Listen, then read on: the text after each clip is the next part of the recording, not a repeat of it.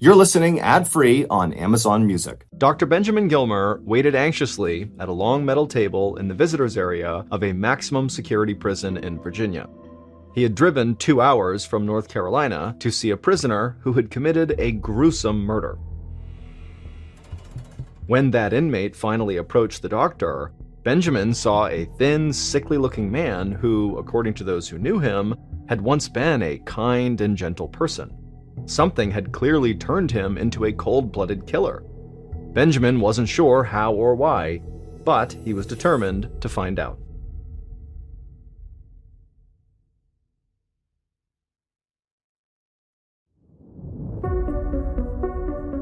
From Ballen Studios and Wondery, I'm Mr. Ballen, and this is MrBallen's Medical Mysteries, where every week we will explore a new baffling mystery originating from the one place we all can't escape: our own bodies. If you like today's story, kindly invite the follow button to go to a party with you, but instead of a party, bring them to a recruiting meeting for a pyramid scheme.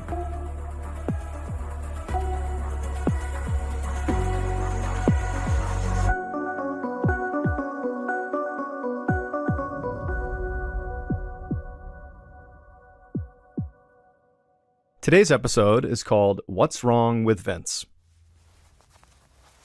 One morning in the spring of 2009, 39-year-old Dr. Benjamin Gilmer quietly got dressed before dawn without waking his sleeping wife and young son. He walked out the front door of his home in Asheville, North Carolina. He got in his car and pulled off into the foggy morning. Benjamin drove about 15 miles until the city streets became narrow country roads. In the distance, he saw the peaks of green mountains jutting into the sky. The area was breathtaking. But Benjamin's stomach was in knots. He was about to start his new job as a doctor at the Cane Creek Clinic, a rural medical center in the small town of Fletcher. A few minutes later, Benjamin turned off the main road and into the driveway of an old, repurposed farmhouse. The farmhouse was the clinic's location, which had been founded by another doctor whose last name was Gilmer, except this doctor's name was Vince Gilmer. Benjamin found it odd that he happened to share the same last name as the previous doctor. He knew it would confuse some patients. In fact, having the same last name as the clinic's founder had almost kept him from getting the job. The board of directors was hesitant to hire him because the first Dr. Gilmer had done something so heinous that they wanted to completely disassociate themselves from that name. Dr. Vince Gilmer had murdered his own father and mutilated the corpse 5 years earlier on June 28, 2004. He was now serving a life sentence in prison. Benjamin Gilmer understood why having the same last name as this killer would give the board of directors pause. But Benjamin was grateful that they gave him a chance. His goal wasn't to work in a big hospital or make a ton of money. It was to help people who needed it most in small communities. Benjamin parked, then got out of his car and walked toward the clinic. He took a deep breath and then stepped through the creaky front door. The clinic wouldn't open for another 10 minutes, but there were already a handful of people sitting in the waiting area reading the local paper. A few people glanced up at him, but no one gave him a strange look. He smiled and waved back, relieved that he didn't seem to be causing any confusion. Benjamin headed into the back and greeted his staff, who had already been told Benjamin was not related to the other Dr. Gilmer. Benjamin checked his busy schedule. He had back-to-back-to-back appointments from 8 a.m. to 6 p.m. He refilled his coffee mug, put on his white coat, and got to work. By the end of the day, 6 p.m., he was tired and ready to go home. But he had one more patient to see, a woman who was there for a follow-up on her arthritis. But when he walked into the exam room, he was startled by what he saw. The woman was sitting on the exam table with her head down almost to her knees, and she was hyperventilating. Her breaths were shallow and her face was pale. She was clearly having a panic attack. But as soon as Benjamin stepped all the way into the room and shut the door, the woman looked up at him and visibly began to relax. Her breathing slowed down and her color started to come back. Once she had steadied herself, she reached out and touched Benjamin's shoulder and apologized. When the nurse had first mentioned she'd be seeing Dr. Gilmer, she was terrified because she thought it would be the other Dr. Gilmer, the murderer. Benjamin smiled and told her it was all right, he was just glad she was feeling better. Once the woman was ready, Benjamin began to examine her. And as he checked her vitals, they talked about the other Dr. Gilmer, Vince Gilmer. Despite her fear that it was going to be the first Dr. Gilmer walking into the exam room, she had said to the new Dr. Gilmer that she actually only had fond memories of Vince Gilmer. She remembered Vince as being very kind and caring before she found out he had murdered his father. One time when she was at the clinic, she'd seen Vince rescue a mouse from a no-kill mousetrap. Then he walked out back and released it right next to a koi pond he'd built himself. He cared deeply about every living thing, which had made his crime all the more shocking to her. Benjamin thanked her for being so open. He prescribed some medication for her arthritis, walked her back to the waiting room, and then he returned to his office. Benjamin wrote up his patient notes from the day, and then he left the clinic. But on the way home, he kept thinking about Vince Gilmer. He wondered how a man who had been a doctor, committed to saving lives, was now serving a life sentence for murder. His mind wandered as the trees on the side of the highway whipped by. Benjamin blinked and forced his eyes to stay on the road. He didn't want to think about a murderer, especially one who shared his last name. Finally, Benjamin arrived home, he had some dinner, and then he crawled into bed and fell asleep.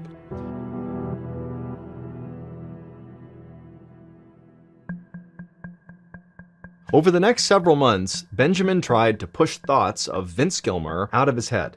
Taking over the clinic was a demanding job, and Benjamin often worked 14-hour days. But even when he was busy, he couldn't shake the feeling that there was something more to Vince's story.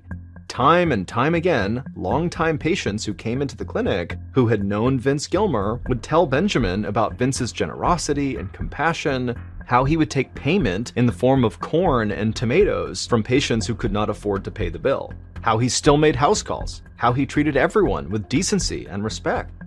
Benjamin just couldn't believe someone like Vince could transform into a violent criminal with no explanation.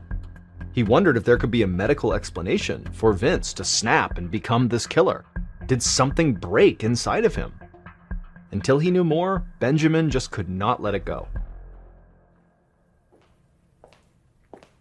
A few weeks later, Benjamin's receptionist walked into the clinic with a stack of newspaper articles about Vince Gilmer. She knew about Benjamin's interest in the case and had done some research on her own at the local library. Benjamin eagerly sat down at his desk at the end of the day, clearing away his medical reports and charts to focus on the newspapers. He didn't know what he was looking for, but he was excited to find out any new information about Vince Gilmer that was not just word of mouth. As he read the articles, Benjamin discovered that Vince had actually been about Benjamin's age when he killed his father, Dalton Gilmer, 5 years ago. Dalton had been diagnosed with some form of schizophrenia and Alzheimer's, which is a form of dementia. He had been living in a psychiatric hospital that treated Alzheimer's patients. The part about schizophrenia caught Benjamin's attention.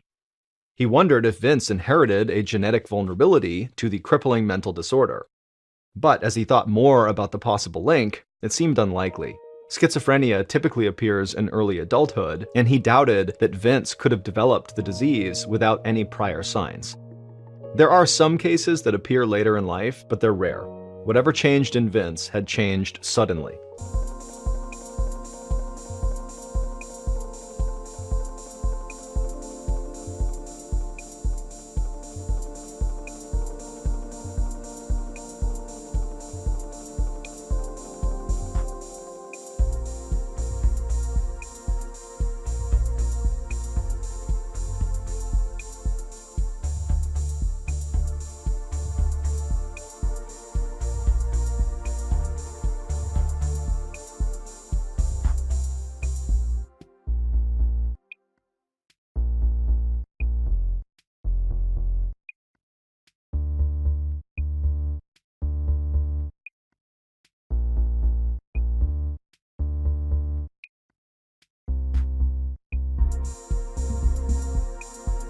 Benjamin kept reading.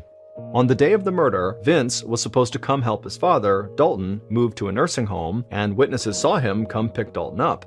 But 2 days later, Vince reported his father missing, claiming he'd brought his father back home, and then he'd probably just wandered off.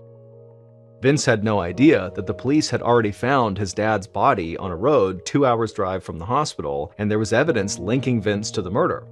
The articles said that Vince had told police during the investigation that he had not been feeling like himself lately because he was withdrawing from an antidepressant medication called Lexapro. People who suddenly stop taking antidepressants can experience a range of symptoms, including trouble sleeping, nausea, and psychological reactions such as suicidal impulses or psychosis. The articles also said that Vince had gotten seriously injured in a car accident about a year before the murder, and after that, he and his wife had divorced. Now, Benjamin's mind was racing. Was it possible that the combined effects of antidepressant withdrawal and a bad head injury from a car accident could have dramatically altered Vince's personality? Could they have transformed him into a murderer? It was getting late, and he should have been home by now. His wife was probably wondering where he was. But before Benjamin shut off his light, he noticed a blurry photo of Vince from one of the articles. He looked big and burly. He had a shaved head, and he was wearing a prison jumpsuit. His eyes seemed haunted. Benjamin suddenly felt like he was trying to build a jigsaw puzzle without all the pieces, but he didn't have the time to figure out what he was missing. Over the next year, Benjamin's life got much more hectic. He and his wife had a second child, and he was just so busy running the clinic that ultimately he was not able to keep up his research into Vince. And if Benjamin was being honest with himself, he knew the Vince Gilmer subject was taking up way too much space in his head. His obsession with this murderer would just have to wait until he had more time to think.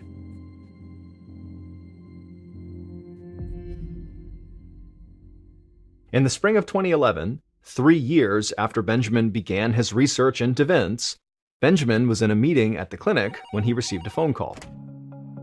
The caller identified herself as Sarah Koenig, a journalist from New York.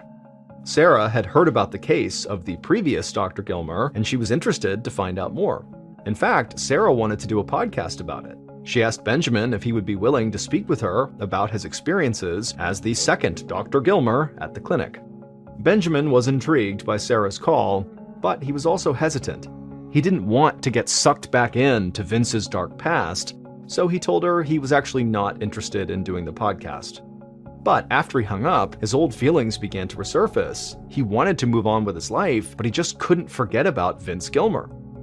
It took another year, but Benjamin would call Sarah back. Now he wanted to be a part of her project if she was still interested. Shortly after Benjamin called in the spring of 2012, Sarah came out to North Carolina and they got to work. Sarah interviewed Benjamin first. To his surprise, Benjamin felt himself tearing up as he talked about Vince's story. It was cathartic for him to finally let out how invested he had become in this stranger's life. Together, he and Sarah planned to interview Vince's old patients, friends, and coworkers. The first person on their list was Vince's old office manager, Terry. She had seen Vince's decline firsthand.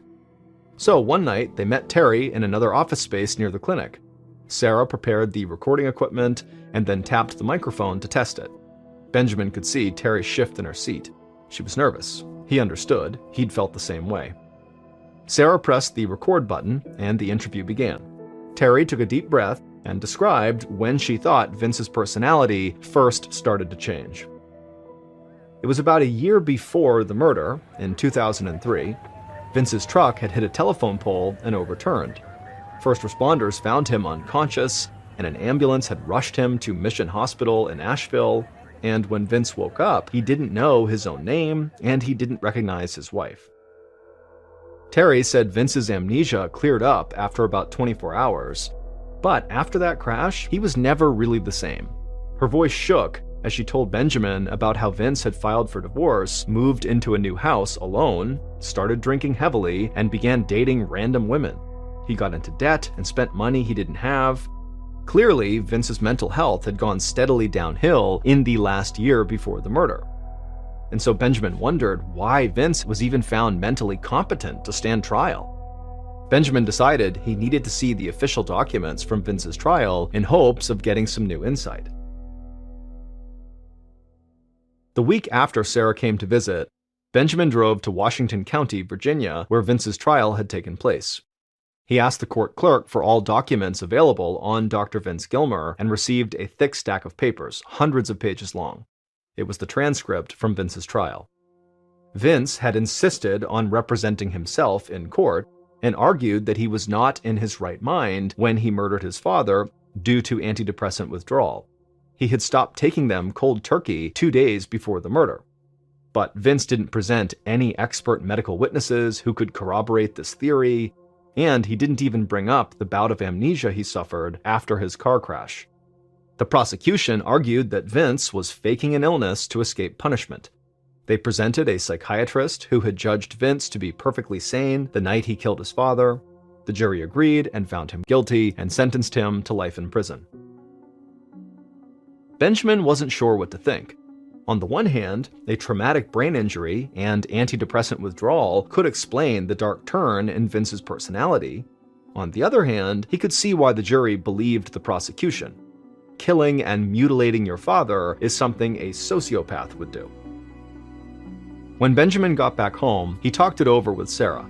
They both agreed there was only one way to get the full story. The two Dr. Gilmers would have to meet directly.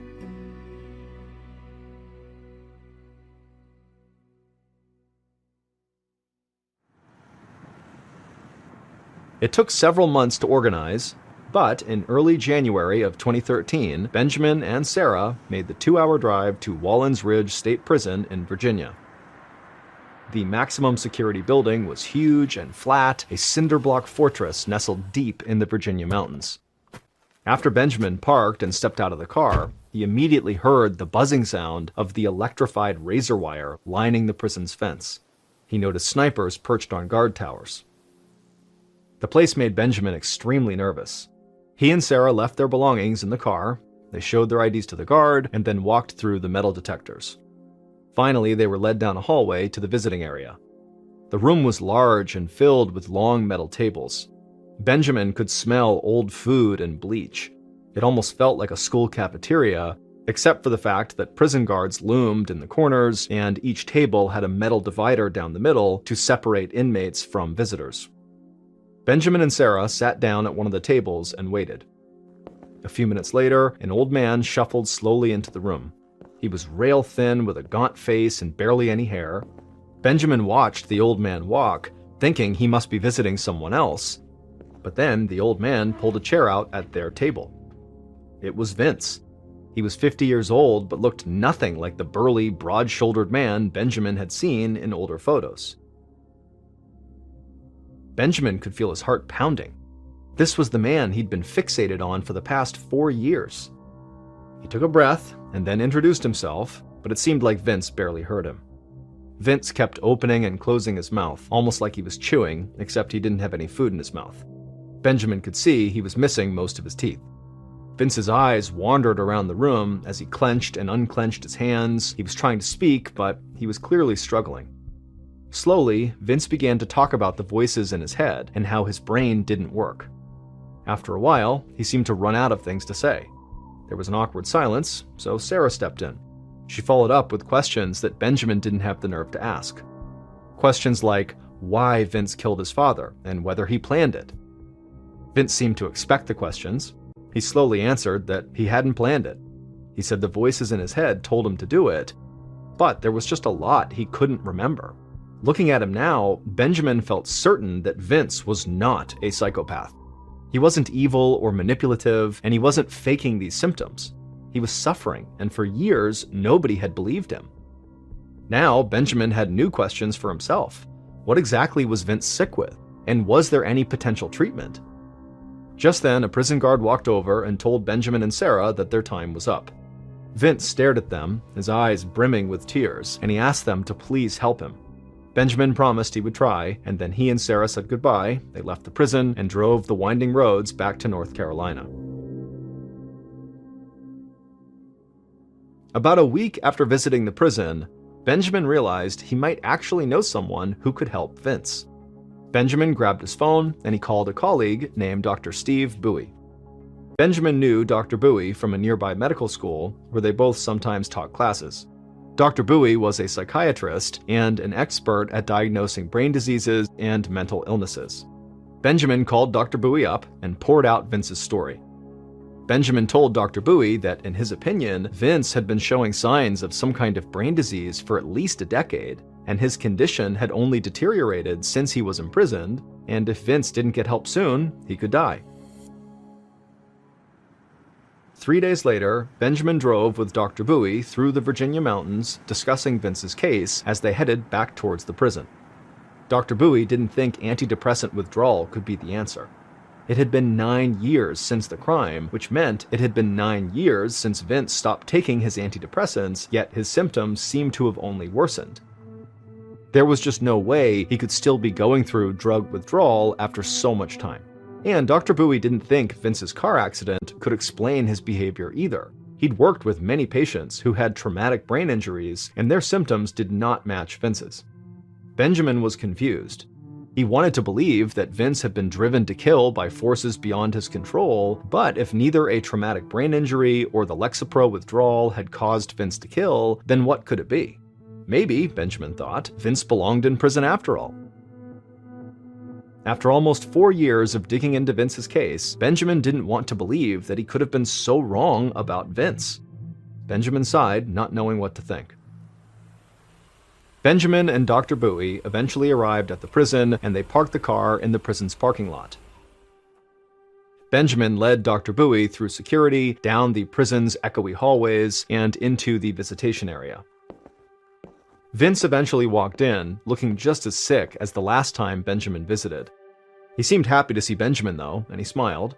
But then, after he sat down, his lips curled into an exaggerated frown, and he squeezed his eyes shut, and his hands trembled uncontrollably as he tried to lay them flat on the table. Dr. Bowie asked Vince questions about the night of the murder, and Vince sort of stumbled through a slow recounting. Dr. Bowie listened patiently, and when Vince finished, Dr. Bowie asked him something that was totally unexpected. He wanted to know what it was like growing up with his father.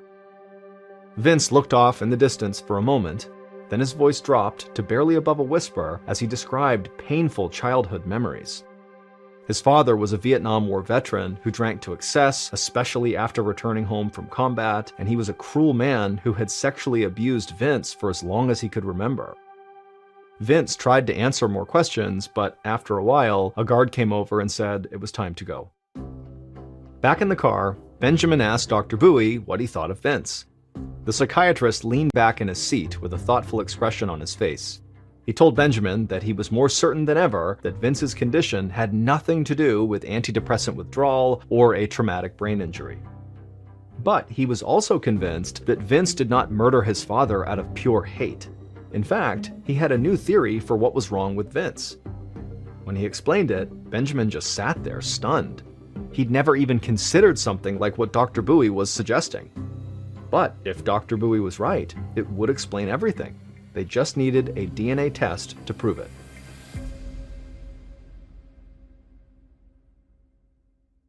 It took some time, but they did eventually get everything in order. Dr. Bowie had to get the prison hospital to obtain a blood sample from Vince, send it off for testing, and then wait for it to be processed.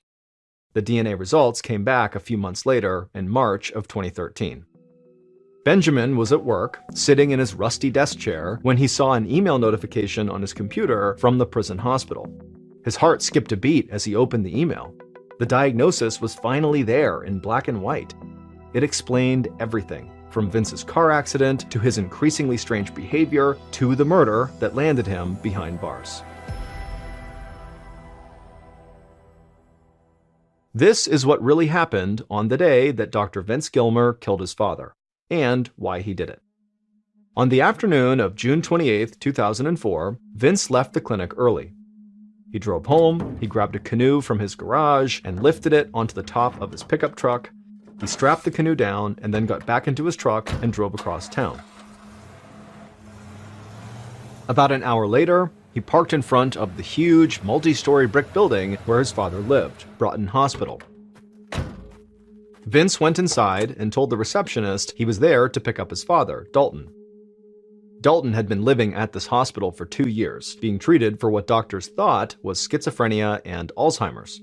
His overall health was deteriorating, and so Vince was there to check him out of Broughton Hospital and bring him to a nursing home in North Carolina where he could live out his final days. Vince helped his father out the door and into the passenger seat of the truck.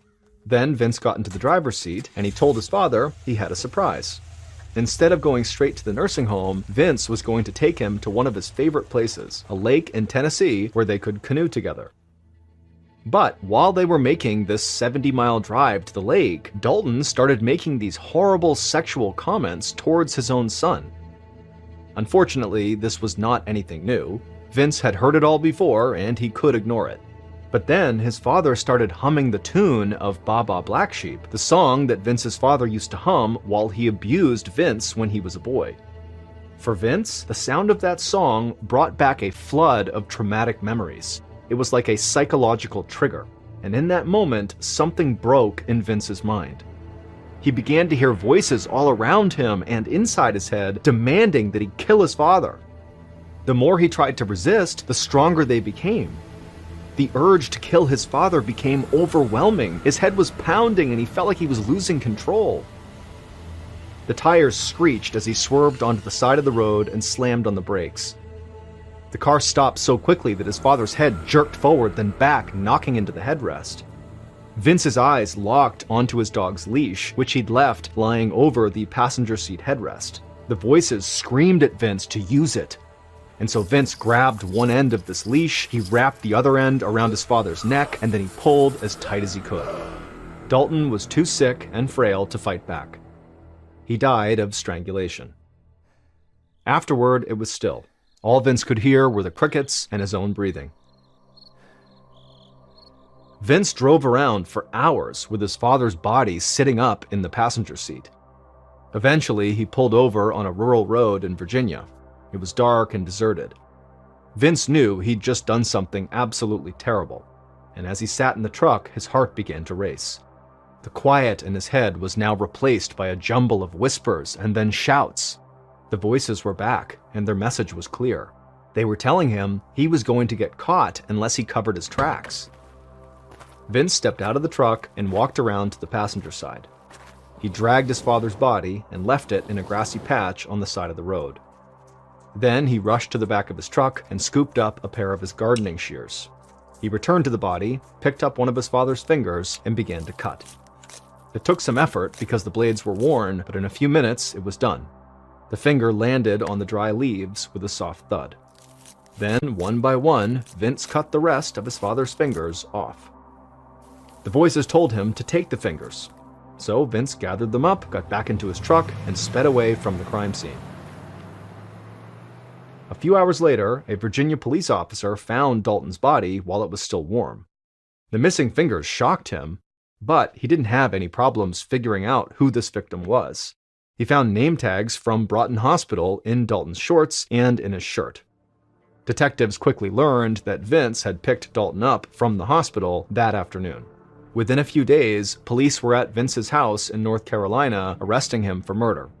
They never found his father's fingers, even though Vince said he dumped them in his clinic's koi pond. But they did find blood-stained paper towels in Vince's truck. When Vince was tried, he had said he was just as shocked by his behavior as everybody else was. And now, nearly a decade later, Benjamin finally understood what was actually wrong with Vince's mind, and he now had the lab results to prove it.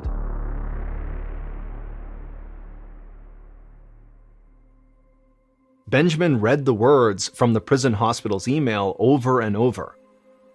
Vince had Huntington's disease. Benjamin opened up an internet browser. He'd studied Huntington's in medical school, but it was so rare that he'd never diagnosed it in his career as a doctor. He began looking up articles in medical journals to refresh himself on the details. The articles described Huntington's as being a sort of cross between three diseases that are each absolutely terrible: ALS, Parkinson's, and Alzheimer's. It was a degenerative neurological disease, meaning it caused a person's brain cells to break down and die. This created physical and psychological problems like involuntary movements, cognitive impairments, memory loss, intense personality changes, and psychosis. The Huntington's diagnosis lined up with all the symptoms Vince experienced. And while the majority of Huntington's patients weren't violent, the disease could cause people to act out in ways they normally would not. Benjamin thought that Vince might have been struggling with multiple problems at once. While a traumatic brain injury and antidepressant withdrawal could not explain his actions on their own, they could have combined with Huntington's disease to create a perfect storm of mental and physical illnesses that totally changed Vince's personality and behavior. Benjamin kept reading. Huntington's was genetic, meaning it got passed down from parent to child. If someone's mother or father had Huntington's disease, then they had a 50-50 chance of getting it as well. Suddenly, everything clicked for Benjamin. The doctors at Broughton Hospital thought Vince's father, Dalton, had schizophrenia and dementia. But it was much more likely that Dalton had Huntington's. He was the one who passed it on to Vince. To Benjamin, the entire story was a tragedy. Two men, a father and son, who shared the same mental illness, both doing unspeakable things to each other. Then Benjamin read something else that made his heart sink even further. Huntington's is a death sentence. There is no known cure, and the disease will eventually kill its victim. All Benjamin could do was try to get Vince the mental health care he needed. Today, Benjamin still has a close relationship with Vince. His goal is to help Vince get out of prison and into a proper treatment facility. In January of 2022, the governor of Virginia granted Vince clemency on the condition that a place was found for him at a psychiatric hospital. Technically, this made Vince a free man, but it wasn't as simple as him just walking out of prison and into a hospital, because every public mental health facility in Virginia refused to take him in, and a stay at a private hospital was far too expensive. Benjamin continues to work hard to find a hospital for Vince, who remains in Wallens Ridge State Prison. He hopes that one day, the first Dr. Gilmer will receive the psychiatric care that he needs.